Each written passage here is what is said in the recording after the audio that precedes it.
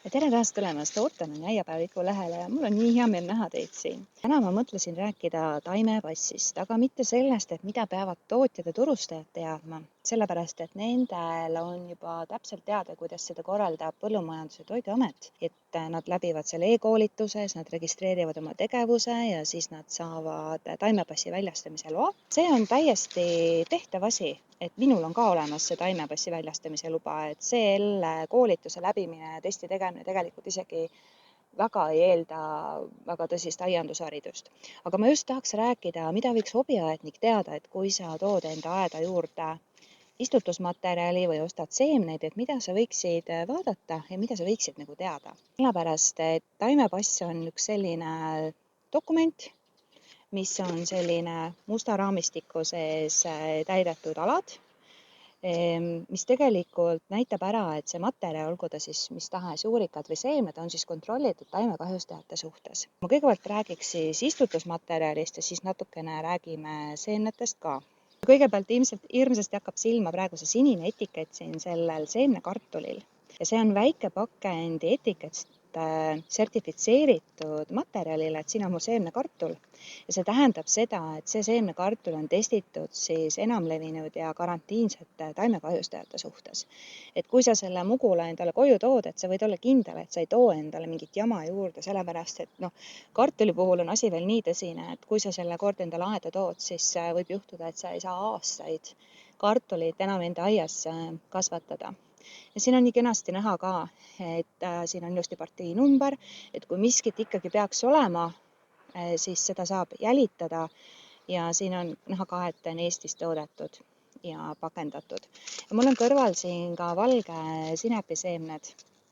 Nendel on samuti siis selline täpsem kontroll, et see nimekiri on tegelikult internetist väga kergesti leitav, millistele on siis võimalik osta sertifitseeritud seemet ja siin on ka hästi näha, et see on hoopiski Taani seeme. Mis siin on väga tähtis, on ikkagi see jälituskood ja kes on tootja ja turustaja, kust ta päritolu on, et kui mingi jama on, siis on võimalik seda tagasi jälitada.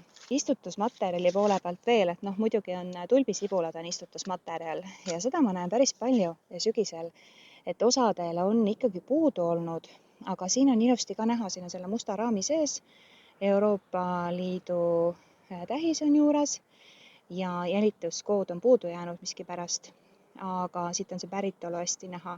Aga ta ikkagi ütleb mulle, et seda on ohutum enda aeda tuua, et siin ei tule mingisuguseid kahjustajaid kaasa, et ega sa neid palja silmaga ei näe, kui sa neid sibulaid vaatad. Istikute puhul veel, mis on väga oluline just viljapuude puhul, on siis see, et sa ei tooks enda aeda ja sa ise ei levitaks kogemata materjali, mis võib olla nakatunud viljapuu bakteripõletikuga.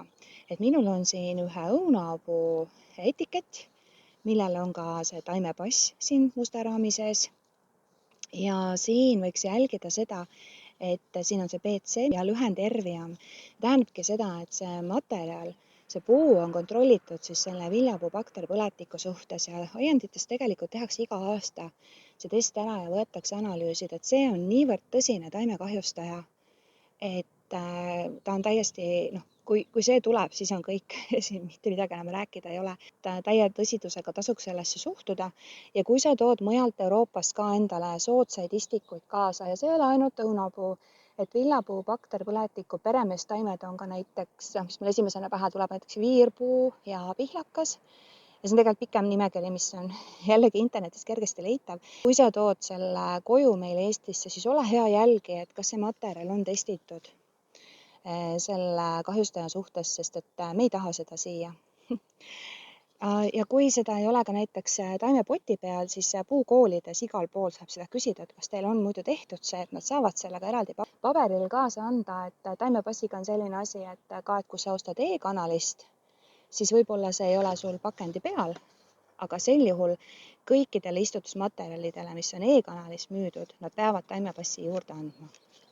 Et võib-olla istutusmaterjali osas sul tekib küsimus, et okei, et ma olen hobiaednik, eraisik ja ma kasvatasin endale ette tomatitaimi ja kas ma nüüd ei tohigi oma üleliigseid tomatitaimi ära müüa. Võid küll selles mõttes, et kui see on selline eraisiku tegevus väikses koguses, siis keegi ei tule sinuga pahandama, et sul ei ole taimepassi väljastamise luba, et selline asi on väga okei. Aga kui sa müüd seda e-poes või sotsiaalmeedias isegi, siis jah, see on selline taunitav tegevus. Ja miks ma ka nagu istutusmaterjali taimepassist just tahan rääkida, et olen natuke mures, kui palju sellist kahtlast kraami müüakse sotsiaalmeedias, et neil isegi ei ole pildid õiged, et kui müüakse virsikut, aga pildi peal on ploom, siis istiku ostja juba siis peaks nagu aru saama, et asi on kahtlane ja kui see hind on ka ikkagi kahtlaselt soodne, siis järelikult mingi jama on, et kindlasti seda ka küsida. Ja sotsiaalmeedias müümine läheb ka vist juba ikkagi päris arusaadavalt e-kaubanduse alla. Et järelikult on see mingi skämm. Ja sageli ka, kui minult juba abi küsitakse, et kuule, mul ei läinud mingi puu kasvama, siis mina ei saa enam aidata, mitte keegi ei saa. Ja kui sa oled toonud mingisuguse karantiinse haiguse endale aeda, siis ei saa sind mitte keegi enam aidata. Nii, see selleks. Aga seemnete puhul on asi natuke teistmoodi. Nimelt kõikidel seemnetel ei pea taimepassi peal olema. Et see nimekiri on leitav. Et näiteks mul on siin rukolaseeme ja see on standardseeme ja siin on ka ST, see tähendabki standardseemet. Nendel küll peab olema see, et nad peavad vastama teatud nõuetele. Enam-vähem viisakas võiks see olla, selles mõttes, et ta võiks idaneda, olla puhas. Ja tohiks olla võõrkehi seemne sees mingi üle teatud protsendi. Aga piisab sellest, et siin on märgitud EL-i nõuded ja standardid. Et siin pakendil on isegi natuke rohkem infot, mis on muidugi väga kena ja viisakas, kui tegelikult nõuded on. Et näiteks siin on rukola ja temal ei pea taimepassi olema ja maitsetaimedel üldse ei ole ja lehtköögiviljadel.